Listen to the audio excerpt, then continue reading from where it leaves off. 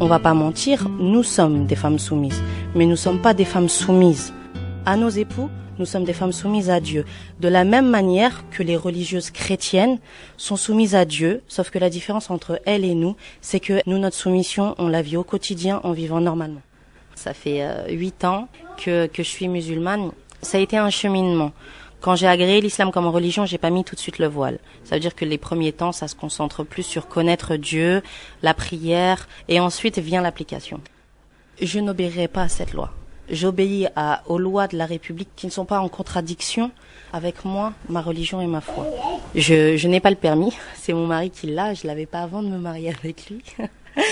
Donc c'est lui qui m'emmène quand je veux sortir, la plupart du temps il m'interdit pas. Il arrive qu'il m'interdise de sortir, qu'il ne veuille pas que j'aille faire une sortie, mais on est un couple. C'est une réalité. Donc quand ça vient des musulmans, c'est péjoratif et c'est un rabaissement de la femme. Et quand ça vient de l'extérieur, on se tait dessus. Cette loi-là, elle est injuste. Jamais au grand jamais, j'appliquerai cette loi. C'est ma liberté, c'est mon choix. J'ai décidé de le porter par conviction religieuse. L'État n'a pas à se mêler de ma vie privée, de mes croyances. Les gens, plutôt, ont l'impression qu'on se coupe du monde, qu'on n'a plus de relations, le fait de parler avec un homme, le fait de discuter avec les gens, quoi. Voilà, comme tout le monde. Mais en fait, non, je m'autorise à parler avec un homme, voilà, dans la limite du convenable.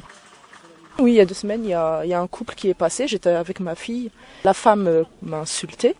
Je lui ai répondu, et puis de là, son mari est rentré dans le problème entre elle et moi, et de là, il m'a porté un coup au visage. Maintenant, ça m'a endurci. Je me défends. On va même mettre une claque, je vais rendre une claque. On va m'insulter, je vais insulter.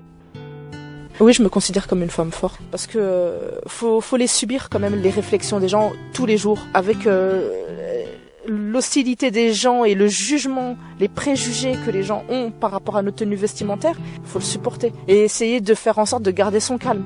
C'est dur.